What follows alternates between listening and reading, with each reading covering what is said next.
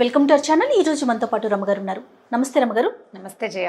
రమగారు, తెలివితేటలు ఎవరి సొంతం కాదు, ఒకరిని మించి ఇంకొకరికి తెలివితేటలు. దీనికి సంబంధించి చాలా స్టోరీస్ చెప్పుకున్నాం మనం. దీనికి సంబంధించి ఏదైనా ఒక సరదా కథ. చందమామ కథ చెప్తాం. తెలివి ఒకటి సొత్తు కాదు. మనం దానికి చాలా సింపుల్ సామెత చెప్తుంటాం. తాడిని దన్నేవాడు ఉంటే వాడు తలని దన్నేవాడు ఇంకొకడు ఉంటాడు. ఆ పైకి వెళ్ళేవాడు కనపడతాడు తర్వాత. అంతే కదా. ఇప్పుడు నువ్వు ఒక తెలివితోటి అవతల వాడిని బంధించాలని ప్రయత్నిస్తే అవతలవాడు ఇంకో తెలివితోటి, ఇంకొక మంచి సామెత ఉంది, ఎప్పుడైనా చెప్పానో లేదు, శతకోటి దరిద్రాలకి అనంత కోటి ఉపాయాలు. ప్రతి ఇబ్బందికి ఖచ్చితంగా సొల్యూషన్ ఉంటుంది. నీకు తెలియదు, నీ చుట్టుపక్కల తెలియదు, ఎవరికో తెలుస్తుంది దానికి ఆన్సర్, దానికి సమాధానం దొరికేస్తుంది గ్యారంటీగా. సమాధానం లేని సమస్యలు లేవన్నమాట ప్రపంచంలో. తెలివిలు కూడా అంతే. అష్ట తెలివులు ఉన్నవాడికి ఇంకొక 18 తెలివితేటలు ఉన్నవాడు ఒకడికి దొరుకుతాడు. ఈ చందమామ కథ, ఒక ఊళ్ళో ఓ వీరయ్య అని ఒక చిన్న రైతు కూలి ఉండేవాడు. ఒక 1/2 ఎకరం పొలం ఉంది, కానీ ఏదో అప్పుల్లో జప్తు అయిపోయింది. అతను ఎలాగైనా కొంచెం పొలం కొనుక్కోవాలి. దాంతో భార్య ఏమందంటే, సమీపంలో ఏదో పట్టణాలు అవి ఉన్నాయి, ఎవరైనా ఇంట్లో పనికి కమతం కుదురుకో, ఊళ్ళో ఏదో కూలి నాలుగు చేసుకుని నేను పిల్లలు ఉంటానులే, వాకిట్లో దొడ్లో ఏదో కూరగాయల మొక్కలు పెట్టుకుని మా గదికి మేము గడుపుకుంటాము, నువ్వు వెళ్ళి కాస్త డబ్బులు సంపాదించుకొచ్చి ఇక్కడ పొలం కొనుక్కుంటే, పొలం ఉంటే ఇంకో కొంచెం సేఫ్గా ఉంటుందని భార్య అతన్ని పంపించింది. సరే బాగానే ఉంది కదా అని అతను ఏం చేశాడు, కొంచెం దగ్గరలో ఉన్న ఓ పట్టణంలో ఓ శరభయ్య గారిని ఒక శెట్టి గారింటికి వెళ్ళాడు.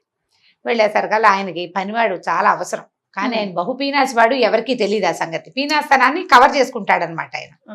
అయితే బాగా ఆలోచించి మనిషి చూస్తే హఠాకట్టగా బాగున్నాడు. నేను నా దగ్గర పని చెయ్యి, నెలకి 4 వరహాలు ఇస్తాను, ఆకు నిండా అన్నం పెడతా, విస్తర నిండా అన్నం పెడతా, విస్తర నిండా విస్తరాకు ఉంటుంది కదా, విస్తర నిండా 2 పూట్ల అన్నం పెడతాను. మరి ఇంట్లో వాకిట్లో పని చేయటం, మా ఆవిడ వంట పని చేసుకుంటున్నప్పుడు పిల్లల్ని ఆడించటం, నేను మధ్యాహ్నం భోజనానికి నేను ఇంటికి వచ్చినప్పుడు కొట్టు మీద, ఆయనకి శెట్టి గారు అని చెప్పాం కదా, కొట్టు మీద కూర్చుని సామాన్లు అందించడం, వచ్చిన జనాలను చూడడం, మళ్ళీ నేను భోజనం చేసి ఓ కునుకు తీసి వచ్చాక నువ్వు ఇంటికి వెళ్ళిపోవచ్చు, ఇంట్లో సాయంకాల పనులు చేయటం. ఒక మనిషి అవసరం తీవ్రంగా ఉంది, ఉండమన్నాడు. 4 ఏంటి షరతు, 4 వరహాలు ఇస్తా నెలకి, అన్నం గడిచిపోతుంది కదా, తిండి నిద్ర అన్నీ గడిచిపోతాయి. 4 వరహాలంటే బంగారు రూకలు.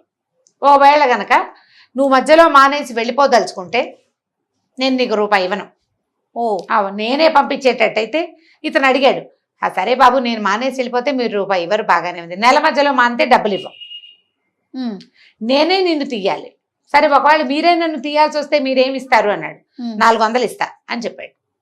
వరహాలంటే బంగారు కాయిన్లు, ఈ 400 వరహాలు కాదు, వెండి కాసులు అనమాట, ఇస్తానన్నాడు. బాగానే ఉంది కదా, సరేనని చెప్పి ఒప్పుకున్నాడు. ఒప్పుకుంటే ఏమైంది, సరే పొద్దున్నే ఏం చేశాడు, ఇవాళ మాట్లాడుకున్నారు.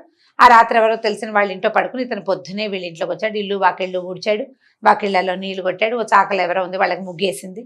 సరే అన్ని మొక్కలునే బోలెడు చెట్లు, వాళ్ళ దొడ్డి వాకిలి అంతా, మొక్కల్లో నీళ్లు పోసాడు. బావిలోంచి నీళ్లు తోడేప్పుడు పంపులా ఓవర్ హెడ్ ట్యాంకులా ఏం లేవుగా, అక్కడి నుంచి బావిలో నీళ్లు తోడి తొట్టెలు నింపాడు. స్నానాలకి వాటికి నీళ్లు కావాలిగా వాడుకోవడానికి. సరే ఈ లోపల ఏమైంది, పిల్లల్ని ఆడిచ్చాడు కాసేపు. 10-10:30 అవ్వగానే ఆవిడ అన్నం పెడతానంది. సరే అన్నం అంటే పొద్దునే 3 పూట్ల అన్నం తినే రోజుల భోజన సంస్కృతి రోజులు అనమాట. సరే ఈయన ఏం చేశాడు, విస్తరేసుకుని కూర్చున్నాడు. ఆవిడ ఏం చేస్తుంది, పొడి ఆడుతున్న అంత గిన్నెతో అన్నం తెచ్చి విస్తర నిండా చల్లింది. తెల్లబోయాడు ఇతను. ఈ తిండా చల్లిన దాన్ని దగ్గరికి జరిపితే ఎంత అవుతుంది, అంత వస్తుంది. ఈ ముద్ద ఎలా చాలుతుంది, పిల్లలకే చాలదు, పెద్దవాడు, పైగా బలశాలి, పనిమంతుడు, ఆహారం బాగా కావాలి, పైగా స్నాకింగ్లు అవి ఉండే రోజులు కావు అవి, అన్నమే అన్నం అంటే ఇది లెక్క, ఇది ఎలా చాలుతుంది. అక్కడి నుంచి ఏం చేయాలి, మళ్ళీ అడగడానికి మొహమాటం వేసింది. ఓ ఆవిడ ఇంతో పచ్చడేసింది, కంద ఆకు నిండా అన్నం జల్లేసింది, వెళ్ళిపోయింది. దాన్ని మెల్లిగా దగ్గర జరుపుకున్నాడు. ఇంత ముద్ద తిన్నాడు. కిరకిర అంటుంది పొట్టలో, ఏం చేయాలో తెలియలే. సరే మధ్యాహ్నం అయింది, వెళ్ళి శెట్టి గారిని భోజనానికి పంపించింది. కొట్టుకు వెళ్ళాడు, కొట్టులో కూర్చున్నాడు. సరే వస్తువులు ఏవో అందించాడు. ఎవరో కొంతమంది వచ్చారు, వాళ్ళకి అంటే కొనుక్కోవడానికి వచ్చిన వాళ్ళకి చూశాడు, ఆ డబ్బులు అది పక్క పెట్టాడు. 3 గంటలకి శెట్టి గారు వచ్చాడు. సరే రాత్రికి ఏమైనా పెడతారేమో చూద్దాం అనుకున్నాడు. సరే చీకటి పడ్డాక విస్తరేసుకుంటే మళ్ళీ ఆవిడ విస్తరలో పొడిలాడుతున్న అన్నం చల్లేసి వెళ్ళిపోయింది. అది కూడా జరిపితే ఇంత వచ్చింది. ఒక రోజంతా పొద్దునింత సాయంత్రం ఇంత తింటే ఒక మనిషి ఉండగలడా, ఆకలికి శోష వచ్చేస్తుంది. మర్నాడు పొద్దున ఏమన్నాడు, శెట్టి గారు పొద్దునే కనపడ్డప్పుడు ఆయన చెప్పాడు, వేరే చెప్పాడు, బాబు అన్నం సరిపోవట్లేదండి, మరి ఇంత అన్నం నాకు ఎట్లా చాలుతుంది? అదేమిటి అదేగా షరతు, విస్తర్ నిండా అన్నం పెడతా ఉన్నాం, విస్తర్ నిండిందా లేదా? పని చేస్తే చేయలేతే మానేసేయి, నీ అంతటి నువ్వు మానేస్తే పావులా ఇవ్వని అన్నాడు. ఒకరోజు పని చేశాడు, అసలు ఇక్కడి నుంచి ఎలా వెళ్ళాలో అతనికి అర్థం కాలేదు. సరే ఏమనుకున్నాడంటే వీళ్ళ సంగతి చూద్దామని ఆ పూటకు ఊరుకున్నాడు. మధ్యాహ్నం కొట్టుకెళ్ళాడు కదా, కొట్లో కూర్చున్నాడు. కొట్లో కూర్చున్నప్పుడు ఏం చేశాడు, ఆ సెట్ గారు ఈ వస్తువు 10 రూపాయలు, ఈ వస్తువు 8 రూపాయలు అలా రేట్లు చెప్పాడు. ఎక్కువ రేటుకి తక్కువ రేటుకి ఎక్కువ వస్తువులు ఇచ్చేసాడు వాళ్ళకి. ఆ కొట్లో బెల్ల ముక్కలు, ఖర్జూర పళ్ళు అవి ఇవి కనపడితే కాసిన పళ్ళు తినేసాడు. మరి ఏం మరి ఏం చేస్తాడు, నువ్వు దొంగతనాన్ని ప్రోత్సహించినట్టే అయింది. అక్కడి నుంచి సాయంకాలం ఇంటికి వచ్చాక ఆవిడేమో అమ్మగారు పిల్లలు ఏడుస్తున్నారు, వీళ్ళని కాసేపు ఆడించమని ఏవో చిరుతిళ్ళు పెట్టి పిల్లల్ని ఇతని చేతికి అప్పచెప్పింది. ఇతను ఏం చేశాడు, ఆ పిల్లల చేతిలో చిరుతిళ్ళు లాక్కుని నోట్లో వేసుకుని ఓ పిల్లని కొద్దిగా గిల్లి వదిలేశాడు. గట్టిగా గిల్లలేదు. ఆ పిల్ల గబగబా నడుస్తూ వెళ్ళి డామని కింద పడింది. పిల్ల ఏడుస్తోంది. పిల్లలు ఏడుస్తున్నారండి, నా మాట వింటలేదు అన్నాడు. ఆవిడేమో కాసేపు ఆడించు, నాకు పని ఉంది అంటుంది. పిల్లడు ఏడుస్తుంటే నేనేం చేస్తానండి, అంత ఏడుస్తుంటే నా వల్ల కాదండి నేను చేయటం, ఆడుకుంటుంటే ఆడించగలను కానీ అన్నాడు. ఆవిడికి పని అవ్వటం లేదు. సరే ఏం చేశాడు, రాత్రికి మధ్యాహ్నానికి ఏం మాట్లాడలేం, రాత్రికి 5 విస్తళ్ళు కలిపి పెద్ద విస్తరి ఓ విస్తరి ఇంత ఉంటుంది, ఇలాంటివి 5 కలిపితే ఎంత అవుతుంది? ఇప్పుడు ఇంత అన్నం కాస్త ఎన్ని ఇంతలు వేస్తే ఈ విస్తరంతా నిండుతుంది? ఆవిడకి అర్థం కాలేదు ఇదేమిటి, ఏం చెయ్యాలి అని. సరే ఏం చేసింది, మళ్ళీ పెద్ద గిన్నె పట్టుకొచ్చి కొంచెం ఆకు నిండా చల్లింది. మళ్ళీ కూడా చల్లటమే చల్లినా కూడా అంత అన్నమైంది, అది తినేసాడు. అక్కడి నుంచి భర్తకు చెప్పింది, ఏమంటే వాడు తెలివితేటలు, వాడు పెద్ద విస్తర వేసుకున్నాడంటే ఈ సెట్ గారు అన్నాడు, ఏమిటో నీ తెలివి, 5 విస్తరలు కలిపి ఇంత పెద్ద విస్తర వేసుకున్నావుట, ఇంత పెద్ద పెద్ద విస్తరలు అయితే మాకు కుదరవన్నట, మీరు విస్తర అన్నారు పెద్దదా చిన్నదా అనలేదు కదా. అయ్యింది. ఇక ఏమి చేయలేకపోయాడు. కొద్ది రోజులు గడిచినాయి. ఆయనకి విసుగ్గానే ఉంది.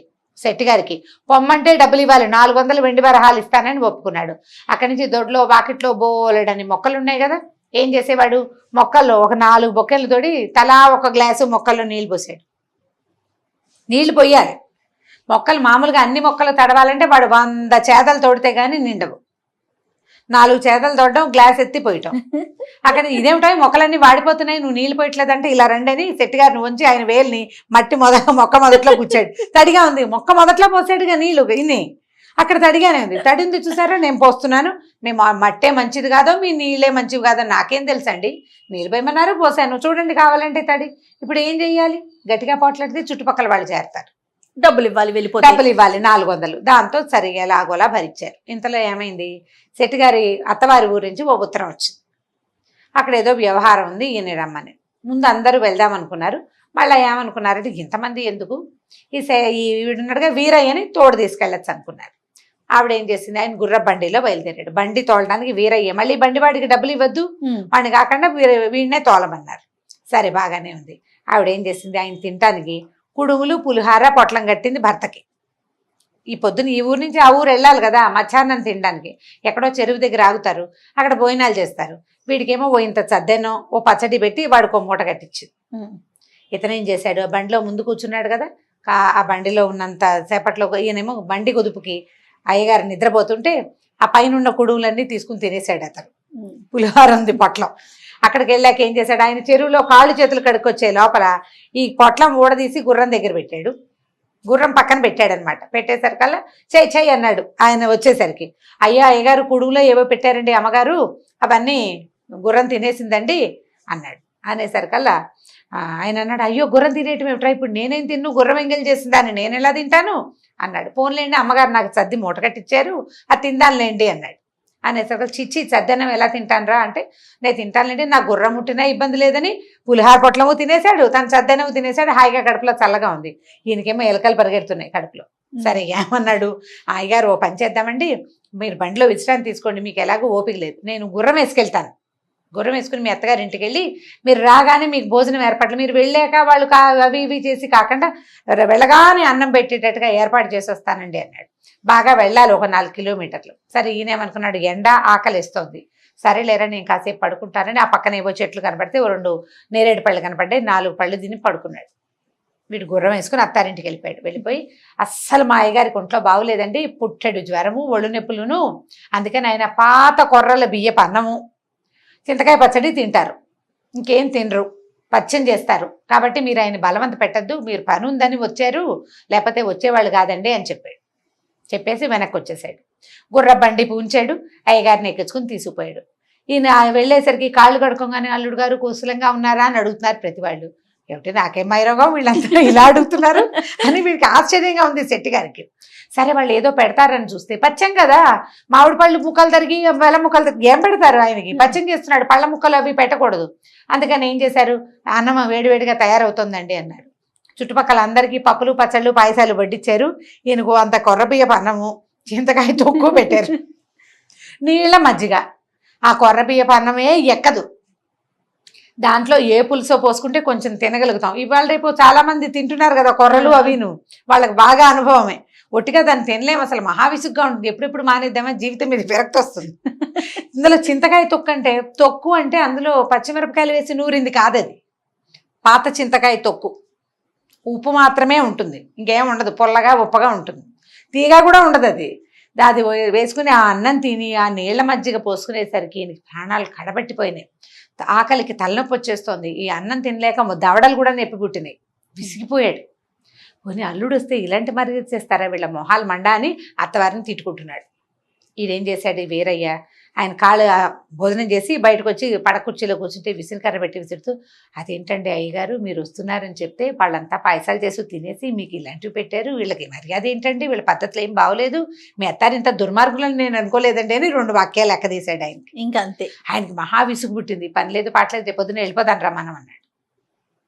రేపు పొద్దునే వెళ్ళిపోదామని బండి కట్టుకున్నారు. ఈ అల్లుడు గారు అర్ధంతరంగా వచ్చిన వాడు ఎందుకు వెళ్ళిపోతున్నాడో వాళ్ళకి అర్థం కాలేదు.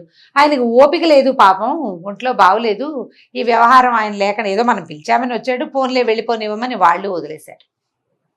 వదిలేస్తే సరే వెళ్ళిపోయారు. అల్లుడు గారు దారిలో తినడానికి మళ్ళీ కొర్రబియ్యపు రవ్వతోటి చేసినంత ఉప్మా చేతిలో పెట్టారు. ఆయన దారిలో పారేసాడు దాన్ని, దిక్కుమాలి కొర్రలు బియ్యమని. సరే ఈ చెరువు దాకా వచ్చాక, అయ్యగారు మీకు అసలు ఓపిక లేదు, మీరు పడుకోండి, కాసేపు రెస్ట్ తీసుకుంటే గుర్రపు ఒళ్ళు కదిలిపోతుంది, గుర్ర బండి మీద నడువులు నొప్పులు పుడతాయి, మీకు అసలే నిన్న ఆహారం లేదు, మీరు పడుకోండి, నేను ఇంటికి వెళ్ళి అమ్మగారికి మీకు భోజనం అది ఏర్పాటు చేయించి నేను వెంటనే వచ్చేస్తాగా అని బండి గుర్రం అమ్మగారింటికి వెళ్ళాడు. ఇప్పుడు శెట్టి గారు సొంత ఇంటికి వెళ్ళిపోయి ఏం చెప్పాడంటే, అయ్యో అమ్మగారు ఏం చేయనండి, మీ అమ్మగారు ఊరి దారిలో అయ్యగారికి దయ్యం పట్టింది, ఏదో గాలి వచ్చేసిందండి, అక్కడ ఏం తినలేదు, పాత కొర్రబియ్యపు అన్నం తినొచ్చారు, ఏమీ తినలేదండి, మంచి ఆకలి మీద ఉన్నారు, రాగానే చీపురు తిరగేసి చితకొట్టేయండి ఆయన్ని, దయ్యం పోతుంది. దయ్యం పోతుంది, అప్పుడు శుభ్రంగా అన్నం తింటారు, మీ వాళ్ళ ఇంట్లో కొర్రబియ్యపు అన్నం చింతకాయ తొక్కు వేసుకుని తిన్నారు, కావాలంటే కనుక్కోండి అని చెప్పాడు. మేఘాల మీద వెనక్కి వచ్చేసి అయ్యగారిని చూడగానే వలవల ఏడుస్తూ, అయ్యగారు ఏం చెప్పాలండి, మనం ఇలా గుమ్మం దిగామో లేదో నిన్న పొద్దున బయలుదేరాం, అమ్మగారికి భూతం ఆవేశించిందండి, ఇంట్లో సామాన్లన్నీ విసిరేస్తోందిట, పిల్లలంతా భయపడిపోతున్నారు, పక్కిళ్ళ వాళ్ళంతా పిల్లల్ని ఆడించడానికి తీసుకుపోయారు, ఆవిడ ఒక్కతే ఉంది, వెళ్ళగానే ఏం లేదు మన వాకిట్లో వీధుడిచే చీపురు వాకిలి గుమ్మం పక్కనే పెట్టొచ్చానండి, ఆ చీపురు తీసుకోండి అమ్మగారిని చితకొట్టేయండి, భూతం వదిలిపోతుంది. మనం వెళ్ళేసరికల్లా ఒంటరితనంతో భూతం పట్టింది ఆవిడకి అని చెప్పాడు. ఆయన ఇదేమిటి, నాకేమో అన్నం లేదు, ఆహారం లేదు, తలకాయ నొప్పి, కడుపులో నొప్పి, కాళ్ళు నొప్పులు అన్ని బాధలుగానే, తిండి లేకపోతే ఏమిటి అన్ని జబ్బులు వచ్చేస్తాయి, అన్నం తిన్నాక సగం జబ్బులు పోతాయి. ఈయన ఏం చేశాడు, సరే మళ్ళీ బండి ఎక్కాడు, ఇద్దరు కలిసి వెళ్ళారు. ఆవిడ రాగానే కొర్రబియ్యపు అన్నం చింతకాయ తొక్కు తిన్నావా అని అడిగింది, తిన్నాను అన్నాడు. అనగానే చీపురేసి కొట్టడం మొదలుపెట్టింది. ఈయన ముందే అది ఏమిటో ఆ పిచ్చి ప్రశ్నలు అడుగుతోంది ఏమిట్రా అని ఈయన చీపురు తీసుకున్నాడు. ఇద్దరు చాడు అమ్మడా కొట్టేసుకున్నారు. కొట్టేసుకునేసరికల్లా పక్కింటి వాళ్ళ పిల్లలు లబో దిబోమని అరిచారు, చుట్టుపక్కల వాళ్ళంతా చేరారు. ఏమిటి శెట్టి గారు ఊరెళ్ళిన వాడు ఎందుకు కొడుతున్నాడు, ఇంట్లో శుభ్రంగా లక్షణంగా తిరుగుతుంది లక్ష్మీదేవల్లి, ఈవిడికేం మాయ రోగం, ఈవిడెందుకు మొగుడిని కొడుతుందో ఎవరికి అర్థం కాల. ఇద్దరిని విడదీశారు. ఆవిడ 100 ప్రశ్నలు వేశారు, ఈయన 200 ప్రశ్నలు వేసి మొత్తానికి సాధించారు. వీళ్ళకి ఏం జరిగింది అని ఇంతకీ పని మనిషి వీరయ్యే ఈ మాటలు ఎక్కించినట్టు అర్థమైంది. అందరూ వీరయ్యని పట్టుకున్నారు. ఎరా బుద్ధి లేదా, ఇంత మాట చెప్తావా, మొగుడు పెళ్ళాళ్ళు ఒకళ్ళొకళ్ళు చింతపరికలతోటి చీపులు గట్టలతోటి కొనుక్కునేలాగా చేసావు దుర్మార్గుడా అంటే, మరి ఏం చేయనండి, వీళ్ళు విస్తర నిండా అన్నమని చల్లుతారు, ఏమీ పెట్టరు, పైగా నువ్వు పని మానేసుకెళ్తే నీకు రూపాయి ఇవ్వము అని షరతులు పెడతారు, మరి ప్రపంచానికి తెలిసేలా చేయాలంటే వీళ్ళ బుద్ధి తెలియటానికి ఇలా చేశానంటే అందరికీ తెలిసిపోయింది. అందరూ ఈయనకి గడ్డి పెట్టారు, తప్పు ఈ పని చేయకూడదు, పని వాళ్ళతో ఏం చేయాలి, సాయిదా ఫాయిదాగా పోవాలి, వాడు నీకు సహాయం చేస్తాడు, నువ్వు వాడికి ఫాయిదా అయ్యేలాగా పని చేయి, నువ్వు 10 రూపాయలు ఇవ్వు, కావాలంటే 15 రూపాయలు పని చేయించుకో, ఒక ముద్ద పెట్టేటప్పుడు 2 ముద్దలు పెట్టు, వాడు ఒక పని చేసేవాడు 2 పనులు చేస్తాడు, మంచి పద్ధతి కదా. అని అందరూ బోధించారు. సరే ఏం చేస్తాడు ఆయన, 400 ఇస్తానని ఒప్పుకున్నాడు కాదు, 400 ఇప్పించారు ఊరంతా కలిసి. ఇంటికి వెళ్ళి అరెకరం పొలం కొనుక్కుని హాయిగా ఉన్నాడు వీరయ్య. సూపర్. వీడి తెలివికి, శెట్టి గారి తెలివికి వీరయ్య అతి తెలివి తోడయి ఎంచక్క ఇగో ఇలా అయింది కథ కంచికి మనం ఇంటికి. చాలా బాగుంది. కానీ మామూలుగా కూడా పనిమాలతో చాలా రఫ్ గా బిహేవ్ చేయటం, ర్యాష్ గా వాళ్ళకి ఏమీ పెట్టకపోవటం, ఇలాంటి సహజంగా కూడా చూస్తాం. చిన్న పిల్లలతో పని చేయించుకుంటారు. ఎందుకు కొడితే నువ్వు దెబ్బలు తిన్న పిల్ల మళ్ళీ మనకి ఎలా పనిచేస్తుంది అని ఆలోచించరు. అవును. పని పిల్లల్ని కొట్టడము, పిల్లల్ని పని వాళ్ళని వేధించటము అదొక ప్రవృత్తిగా ఉంటుంది వాళ్ళకి. ఏంటంటే ఎవరో తిండి సరిగా పెట్టకపోవటం. నువ్వు ఎలా అంటే మనతో ఉన్నవాడిని ఎంత పోషిస్తే వాడు మనకంత పని చేస్తాడనే ఇంగితం లేకపోవడం. అవును. ఒక్కొక్కళ్ళు ఇట్లా, ఇంకోళ్ళు ఇంకో రకంగా చెప్పలేము మనుషులకి మనం. రైట్ రమ్మగారు, ఇంకొక స్టోరీతో మళ్ళీ కలుద్దాం. నమస్కారం జయ. నమస్తే. ఈ వీడియో కనుక మీకు నచ్చినట్లయితే లైక్ చేయండి, షేర్ చేయండి. మరిన్ని వీడియోస్ కోసం మా ఛానల్ని సబ్స్క్రైబ్ చేసుకోండి.